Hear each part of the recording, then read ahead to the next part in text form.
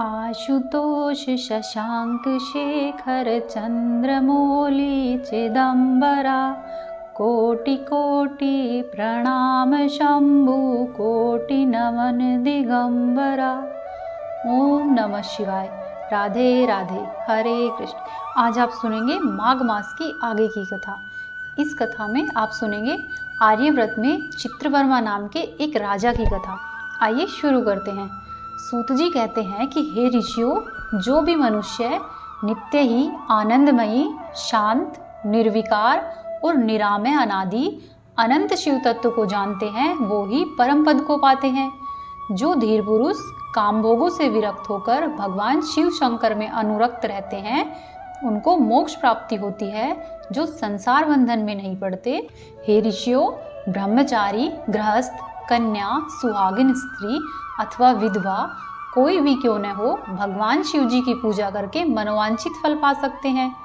इस विषय में मैं तुम्हें एक कथा सुनाता हूँ, जिसको सुनकर मनुष्य मोक्ष को पाते हैं और उनके मन में भगवान शिव जी की भक्ति और अटल हो जाती है। आर्यव्रत में चित्रवर्मा नाम से एक प्रसिद्ध राजा थे। वे दुष्टों को दंड देने के लिए यमराज के समान समझे जाते थे। वे धर्म मर्यादाओं के रक्षक, कुमार्गामी पुरुषों को दंड देकर सही राह पर लाने वाले थे। समस्त यज्ञों का अनुष्ठान करने वाले और शरण में आए हुए की रक्षा करने में समर्थ थे। भगवान शिव और विष्णु में उनकी बड़ी भक्ति थी। राजा चित्रवर्मा ने अनेक परम पराक्रमी पुत्रों को पाकर अंत में एक सुंदर मुख वाली कन्या को पाया। एक दिन राजा ने जातक के लक्षण जानने वाले श्रेष्ठ ब्राह्मण को बुलाकर कन्या की जन्म कुंडली के अनुसार भावी फल पूछे। तब उन ब्राह्मण में से एक बहुत ही विद्वान ने कहा, हे महाराज, आपकी यह कन्या सीमंतिनी नाम से प्रसिद्ध होगी। यह भगवती उमा की भांति मंगलमयी, दमयंती की भांति परम सुंदरी, सरस्वती के समान सभी कलाओं को जानने वाली तथा लक्ष्मी की भांति अत्यंत सद्गुणों से सुशोभित होगी। यह 10,000 वर्षों तक अपने स्वामी के साथ आनंद को भोगेगी और 8 पुत्रों को जन्म देकर उत्तम सुख का उपभोग करेगी। उसके पश्चात एक दूसरे ब्राह्मण ने कहा कि यह कन्या 14वें वर्ष में विधवा हो जाएगी। यह वज्रघात के समान दारुण वचन सुनकर राजा 2 घड़ी तक चिंता में डूबे रहे। उसके बाद सब ब्राह्मणों को विदा करके राजा ने सब कुछ भाग्य के अनुसार ही होता है ऐसा समझकर चिंता छोड़ दी। सीमांतिनी धीरे धीरे बड़ी हुई। अपनी सखी के मुख से भाषी वैधव्य की बात सुनकर उसे बड़ा ही खेद हुआ। उसने चिंतामग्न होकर याज्ञवल्क्य मुनि की पत्नी मैत्रेयी से पूछा, हे माते, मैं आपके चरणों की शरण में आई हूँ, मुझे सौभाग्य बढ़ाने वाले सत्कर्म का उपदेश दीजिए। इस प्रकार शरण में आई हुई राजकन्या से पतिव्रता मैत्रेयी ने कहा, हे सुंदरी, तू शिवजी सहित पार्वती जी की शरण में जा और सोमवार को एकाग्रचित होकर स्नान और उपवास पूर्वक स्वच्छ वस्त्र को धारण करके शिवजी और पार्वती जी का पूजन कर। शिवजी और पार्वती जी की आराधना करती रहेगी। इससे बड़ी ही भारी आपत्ति आने पर भी तू उससे मुक्त हो जाएगी। घोर से घोर एवं भयंकर महाक्लेश में भी शिवजी का पूजन नहीं छोड़ना। उसके प्रभाव से महान भय से पार हो जाओगी।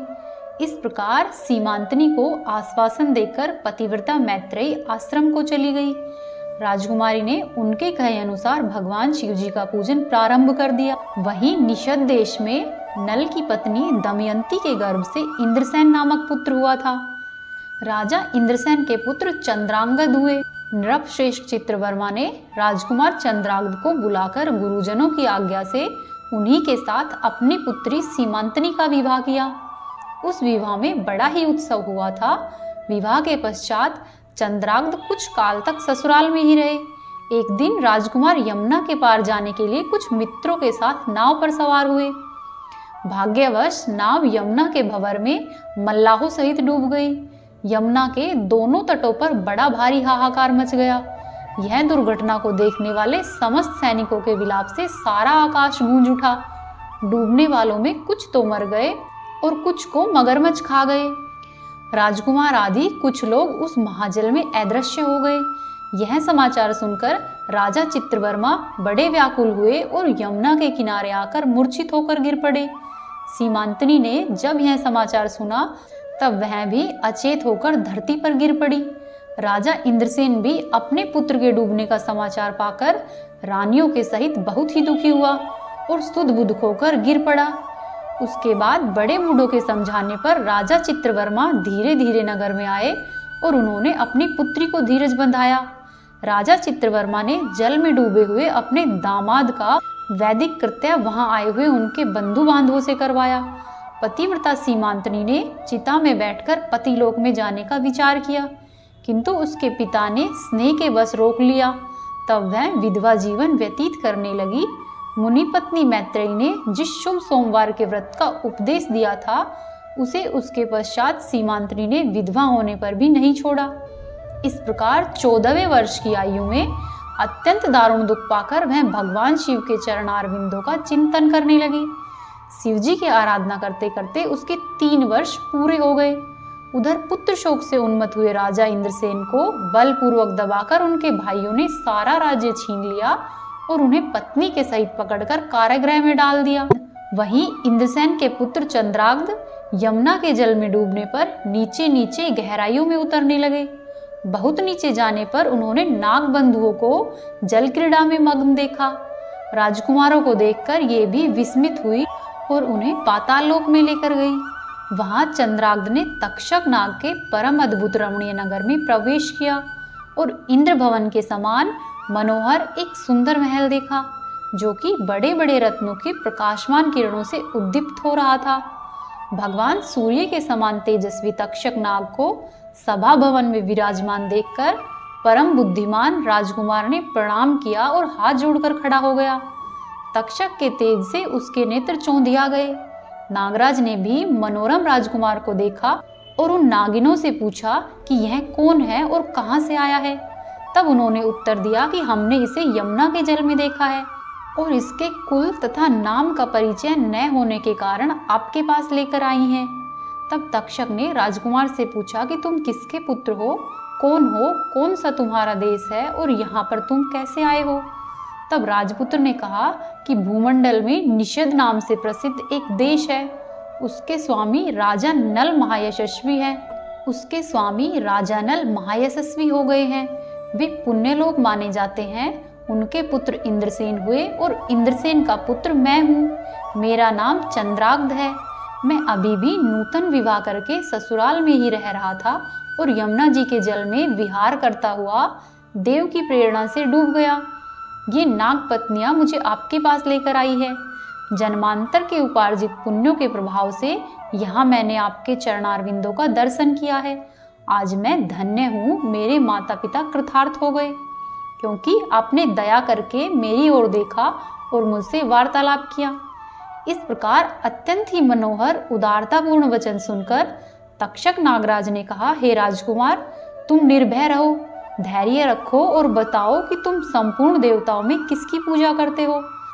तब राजकुमार बोला कि जो संपूर्ण देवों में देव महादेव कहे जाते हैं, मैं उन्हीं विश्वात्मा उमापति भगवान शिव जी की पूजा करता हूँ, जो विधाता के भी विधाता, कारण के भी कारण और तेजों में सर्वोत्कृष्ट तेज है। वे भगवान शिव मेरी परम गति दे, जो अत्यंत निकट होकर भी पाप से दूषित नीतल वाले पुरुषों के लिए बहुत दूर है, तथा जिनके तेज की कोई सीमा नहीं है, जो अग्नि, भूमि, वायु, जल और आकाश में स्थित है। वे विश्वात्मा भगवान सदाशिव हम सब के लिए परम पूजनीय हैं, जो संपूर्ण भूतों के साक्षी। फिर राजकुमार कहता है कि देव नदी गंगा जिनके मस्तक पर स्थान पाकर सुशोभित होती है, भगवती जगदम्बा जिनके अर्धांग में निवास करती है, और हाँ, तक्षक और वासुकी दोनों नागराज जिनके कानों के कुंडल है, वे चंद्रशेखर भगवान शिव मेरे परम आराध्य है, जिनके चरण कमल वेदों के शीर्ष स्थान उपनिषदों में गौरवान्वित होते हैं। वे ही भगवान शंकर मेरे द्वारा पूजित होते हैं। राजकुमार की यह बात सुनकर तक्षक का चित्त प्रसन्न हो गया। उनके हृदय में महादेव जी के प्रति नवीन भक्ति भाव का उदय हो आया और वे उससे इस प्रकार बोले, हे राजेंद्र नंदन, तुम्हारा कल्याण हो। मैं तुम पर बहुत ही प्रसन्न हूँ, क्योंकि तुम बालक होकर भी सर्वोत्कृष्ट परमात्मा शिव तत्व को जानते हो। देखो, यह रत्नमय लोक है, ये मनोहर नेत्र वाली युवतियां हैं, ये मनोवांछित कामना पूर्ण करने वाले कल्प वृक्ष हैं, तथा ये अमृत रूपी जल से भरी हुई बावड़िया है। यहाँ मृत्यु का दारुण भय नहीं है, बुढ़ापा और रोग से यहाँ किसी को पीड़ा नहीं होती। तुम इच्छा के अनुसार यहाँ पर रहो और यथा योग्य सुखों का उपभोग करो। नागराज के ऐसा कहने पर राजकुमार हाथ जोड़कर बोला, हे नागराज, मैंने समय पर विवाह किया है। मेरी पत्नी उत्तम व्रत का पालन करने वाली और शिव पूजा पारायण है, और मैं अपने माता पिता का इकलौता पुत्र हूँ। वे सब लोग इस समय मुझे मरा हुआ मानकर महान शोक से घिरे होंगे, इसीलिए मुझे किसी प्रकार भी यहाँ अधिक समय तक नहीं ठहरना चाहिए। आप कृपया करके मुझे उसी मनुष्य लोक में पहुँचा दीजिए। तब नागराज तक्षक ने कहा, हे राजकुमार, तुम जब जब मुझे याद करोगे तब तब मैं तुम्हारे सामने प्रकट हो जाऊंगा। और ऐसा कहकर उन्होंने राजकुमार को एक सुंदर अश्व भेंट किया, जो कि इच्छा के अनुसार चलने वाला था। अनेक प्रकार के द्वीपों, समुद्रों और लोकों में उसकी अप्रतिहत गति थी। इसके सिवा उन्हें रत्नमय आभूषण, दिव्य वस्त्र एवं दिव्य अलंकार भेंट किए। उनकी सहायता के लिए सारी व्यवस्था करने के बाद तक्षक ने जाओ कहकर प्रेम पूर्वक उसे विदा किया। चंद्राग्ध उस घोड़े पर सवार होकर निकले और थोड़ी ही देर में यमुना के जल से बाहर आकर उस दिव्य अश्व पर चढ़े हुए ही नदी के रमणीय तट पर घूमने निकले। इसी समय पतिव्रता सीमांतनी अपनी सखियों से घिरी हुई यहाँ पर स्नान करने के लिए आई। उसने यमुना के तट पर मनुष्य रूपधारी नागकुमार के साथ भ्रमण करते हुए राजकुमार चंद्राग्ध को देखा। दिव्य अश्व पर आरूढ़ हुए अपूर्व आकार वाले उन राजकुमार को देखकर मैं उन्हीं की ओर दृष्टि लगाए खड़ी हो गई। उसे देखकर चंद्राग्ध ने भी मन ही मन विचार किया कि जान पड़ता है इसे मैंने पहले कभी देखा है। उसके बाद ये घोड़े से उतरकर नदी के किनारे आ बैठे और उस सुंदरी को बुलाकर समीप बैठाकर पूछा कि तुम कौन हो। किस सीमांतनी लज्जा के वश स्वयं कुछ नहीं बोल सकी। तब उसकी सखी ने सब बातें बताई। इसका नाम सीमांतनी है, यह निषादराज इंद्रसेन की पुत्रवधू है, युवराज चंद्राग्ध की रानी तथा महाराजा चित्रवर्मा की पुत्री है। दुर्भाग्यवश इसका पति इस महाजल में डूब गया है। इस वैधव्य का दुख प्राप्त करके यह शोक से सूखती जा रही है। अत्यंत प्रबल शोक में ही इसने 3 वर्ष व्यतीत किए हैं। आज सोमवार है, इसलिए यहाँ यमुना जी में स्नान करने के लिए आई हुई है। इसके ससुर का राज्य भी शत्रुओं ने छीन लिया है, बलपूर्वक उस पर अधिकार जमा लिया है, और वे महाराज अपनी पत्नी के साथ शत्रुओं की कैद में है। यह सब होने पर भी यह निर्मल अंतःकरण वाली सदाचार पारायण राजकुमारी प्रति सोमवार को अत्यंत भक्तिभाव के साथ पार्वती सहित महादेव जी की पूजा करती है। उत्तम व्रत का पालन करने वाली सीमांतनी ने अपनी सखी के मुख से सब बातें कहलवाकर स्वयं भी राजकुमार से पूछा कि आप कौन हैं, आपके पार्श्ववर्ती ये दोनों पुरुष कौन हैं, आपने मेरे वृतांत को एक स्नेह की भांति क्यों पूछा है। हे महाभाव, मुझे ऐसा जान पड़ता है कि पहले कभी मैंने आपको देखा है, आप मुझे स्वजन की भांति प्रतीत होते हैं। इतना कहकर राजकुमारी सीमांतनी नेत्रों से आंसू की धारा बहती हुई बहुत देर तक फूट फूट कर रोती रही और मूर्छित होकर पृथ्वी पर गिर पड़ी। अपनी प्रियतमा के शोक का कारण सुनकर चंद्राग्ध भी शोक से व्याकुल हो गया और 2 घड़ी तक चुपचाप बैठा रहा। उसके बाद सीमांतनी उठकर राजकुमार की ओर बार बार निहारने लगी। उसने पहले देखे हुए अश्वचिन्हों, स्वर आदि लक्षणों, अवस्था के प्रमाण तथा रंग रूप आदि की परीक्षा करके यह निश्चय किया कि यह अवश्य ही मेरे पति है, क्योंकि मेरा हृदय प्रेम से अधीर होकर इन्हीं में अनुरक्त हुआ है। परंतु क्या मुझ अभागिन को अपने मरे हुए पति का दर्शन हो सकता है? यह स्वप्न है या भ्रम है? अथवा मुनि पत्नी मैत्रेयी ने जो मुझे कहा था कि तुम भारी से भारी विपत्तियों में पड़ने पर भी इस व्रत का पालन करती रहना, उसी का तो फल नहीं है। एक श्रेष्ठ ब्राह्मण ने मेरा 10,000 वर्षों का सौभाग्य बतलाया था। उस ब्राह्मण देवता का यह वचन अवश्य ही सत्य होगा। यह ईश्वर के बिना कौन जान सकता है। इधर प्रतिदिन मुझे मंगल सूचक शुभ शगुन दिखाई देते हैं पार्वती देवी के प्राणनाथ भगवान शिव के प्रसन्न होने पर देहधारियों के लिए कौन सी वस्तु दुर्लभ हो सकती है। इस प्रकार अलग अलग तरह से विचार करके उसका संदेह दूर हो गया। तब लज्जा से उसने अपने मुख को नीचे की ओर कर लिया। उस समय राजकुमार ने कहा, हे भद्रे, मैं तुम्हारे पति के शोक संतप्त माता पिता से यह समाचार बतलाने के लिए जा रहा हूँ, तुम्हारा कल्याण हो, तुम्हारे पति तुमसे शीघ्र ही मिलेंगे। ऐसा कहकर राजकुमार घोड़े पर सवार हुए और अपने दोनों सहायकों के साथ शीघ्र ही अपने राज्य में जा पहुंचे। वहां नगर के समीप स्थित होकर उन्होंने नागराज के पुत्र को राज सिंहासन पर अधिकार जमाए बैठे हुए बंधुओं के समीप भेजा। नागकुमार ने शीघ्र ही जाकर उनसे सब कहा, तुम सब लोग महाराज इंद्रसेन को अविलंब ही कारागृह से मुक्त करो और सिंहासन छोड़कर हट जाओ। महाराज के पुत्र चंद्राग्ध पाताल लोक से लौट कर आए हैं। तुम सब लोग आनाकानी नहीं करो, नहीं तो चंद्राग्ध के बाण तुम्हारे प्राण हर लेंगे। वे यमुना जी के जल में डूबकर नागराज तक्षक के घर जा पहुंचे थे। वहां से उनकी सहायता पाकर पुनः इस लोक में लौटे हैं। नागकुमार की कही हुई ये बातें सुनकर शत्रुओं ने भी बहुत अच्छा कहकर उनकी आज्ञा स्वीकार कर ली और महाराज इंद्रसेन को उनके खोए हुए पुत्र के पुनः लौट आने का समाचार बताकर उनका सिंहासन उन्हें लौटा दिया।